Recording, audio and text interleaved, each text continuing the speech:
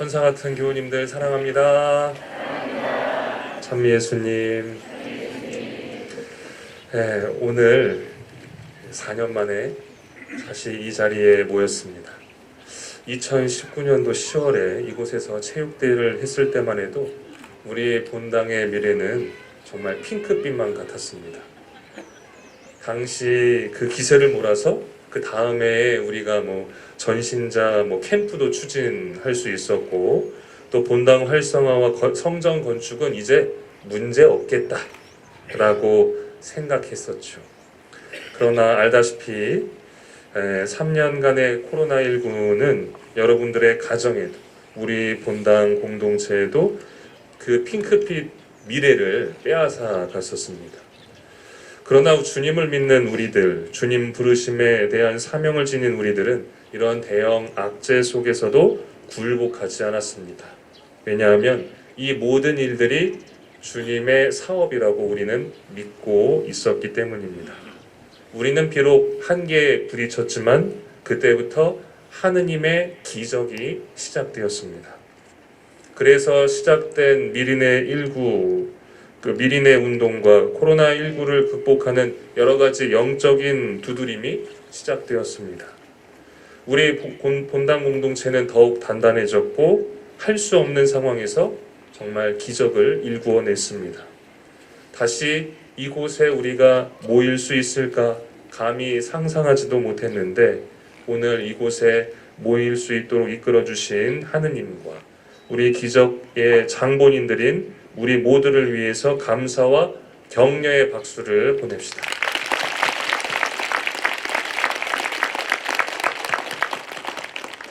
기상청에서는 오늘 날씨가 괜찮다고는 예보했었지만 또 어제까지도 비바람이 몰아치는 가운데 행사만 하면 비가 온다라는 오명 아닌 오명을 제가 뒤집어 쓰고 있었는데요. 제가 왜 성을 김비호에서 안비호로 바꿔야 되나 라고도 생각을 했었는데, 오늘 그래서 기상청과 저의 신뢰를 회복하는 승리의 날이 되었습니다. 좋은 날씨를 주신 하느님께도 감사를 다시 한번 드립니다.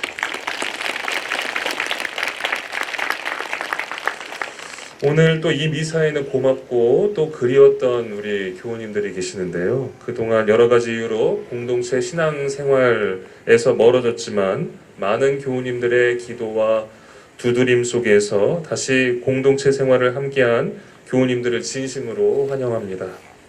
교우님들에 대한 그 환영 행사는 잠시 후 마지막에 다시 하도록 하겠습니다. 오늘은 부활 제4주일이며 착한 목자 주일이라고 불리는 날이기도 합니다. 오늘 복음에 보면 착한 목자는 양들을 안다라고 되어 있었는데요. 오늘 공교롭게도 어제까지 해서 제가 장장 6년간의 전신자 가정 방문을 드디어 마칠 수 있었습니다. 2017년도 9월부터 시작했었던 전신자 가정 방문이 어제야 비로소 마칠 수 있게 되었는데요. 총 800가정의 방문을 마치게 되었고, 저는 제 사제 생활에서 거의 1060가정이나 되는 그 집을 방문하여서 코로나 이전에는 여러분들의 발을 일일이 닦아주었고, 코로나 이후에는 손을 잡고 같이 기도를 드리기도 하였습니다. 그런 가운데 여러분들의 삶을 어느 정도 이해할 수 있었고, 그 깊은 속에서 나오는 여러 가지의 이야기들이 저의 가슴을 울렸고, 하느님의 기도를 또한 그 은총을 연 것이 아닌가 하는 생각을 합니다.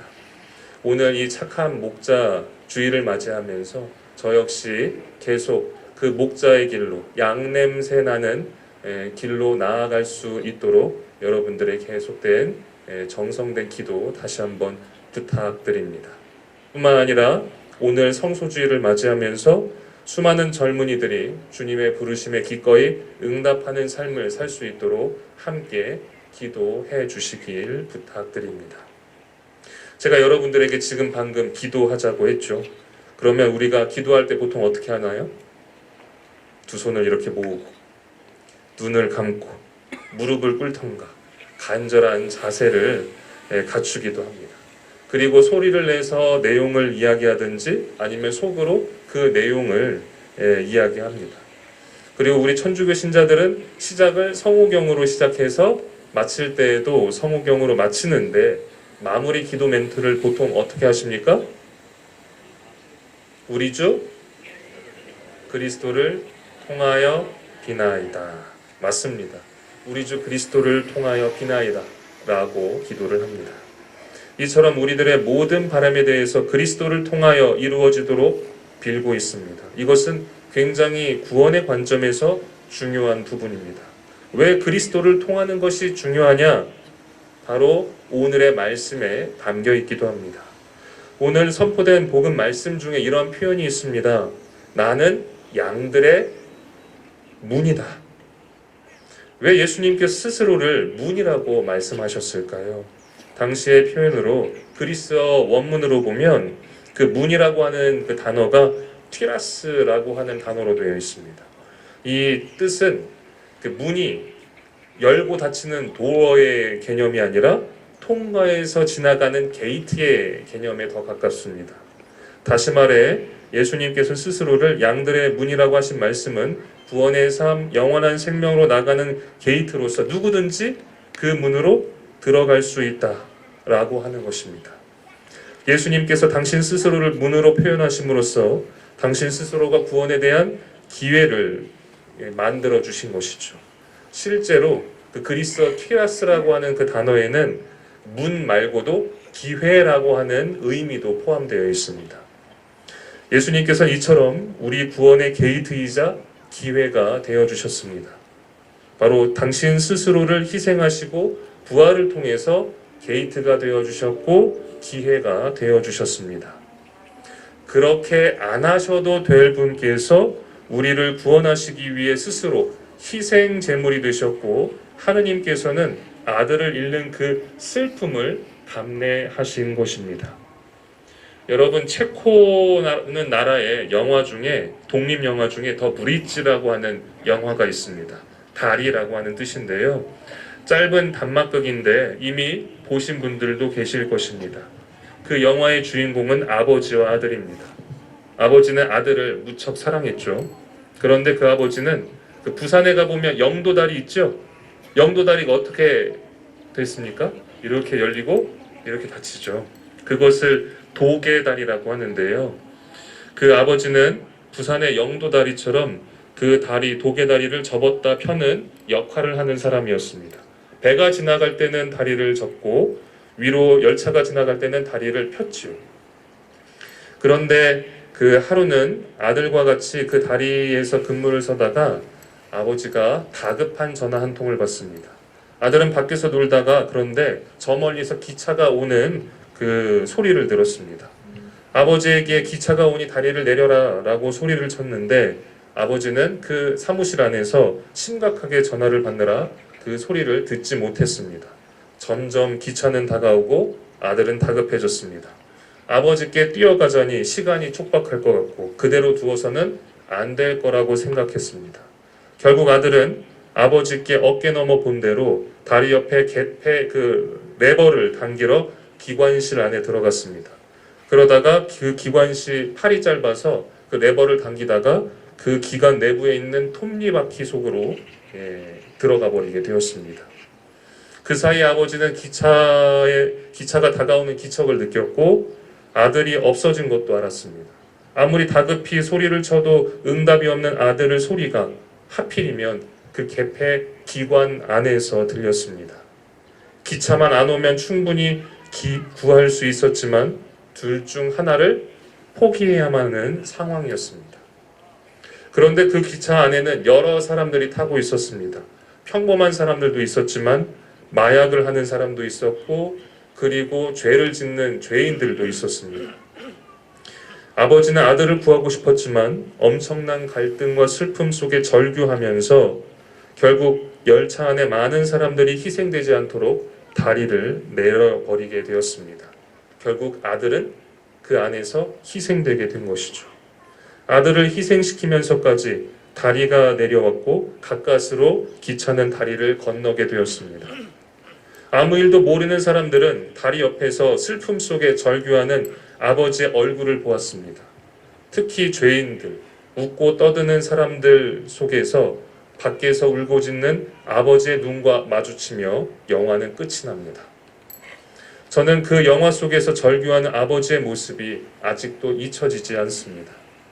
특히 기차 안에서 흐릿한 눈으로 무의미하게 삶을 살아가는 사람들, 마약을 하면서 죄를 짓는 사람들을 위해서 아들을 희생시킨 그 아버지의 절규 안에 하느님의 마음이 담겨 있다고 생각합니다. 오늘도 하느님께서는 당신의 아들을 희생시키며 그런 죄인들까지도 구원으로 이끌도록 당신의 아들을 구원의 다리, 구원의 게이트가 되게 하십니다. 우리도 그 기차 안에서 아버지의 얼굴을 아무런 의식 없이 보고만 있어야 하겠습니까? 오늘 제일 독서는 기차에 탔던 사람들 중에 아버지의 절규가 무엇인지 깨달은 사람들이 삶을 완전히 바꾼 그 모습이 등장합니다. 바로 사도들입니다.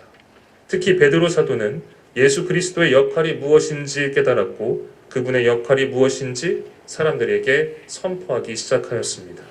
그러자 그 진심이 잘 전해져서 무려 3,000명이나 되는 사람들이 주님의 품으로 돌아왔습니다. 저는 이것이 바로 주님의 두드림이라고 생각합니다. 그리고 우리는 그 두드림에 응답하며 마음을 열고 구원의 길로 나와야 하겠습니다. 오늘도 앞서 말씀드린 대로 우리들의 노력으로 주님의 두드림을 느끼신 분이 많이 나와 계십니다. 오늘 또 성소주의를 맞아 또 그 두드림에 응답하며 살아가는 세상의 젊은이들을 위해서도 기도합니다. 교우 여러분, 예수님께서 스스로 제물이 되어 우리 구원의 가교가 되어 주셨습니다. 우리는 그리하여 그리스도를 통하여 구원의 길로 나아갈 수 있게 되었습니다. 그런 주님께 감사를 드리면서 오늘도 죄의 문이 아니라 구원의 길로, 구원의 문으로 예수 그리스도를 통하여 나아가는 모두가 되기를 기도드립니다.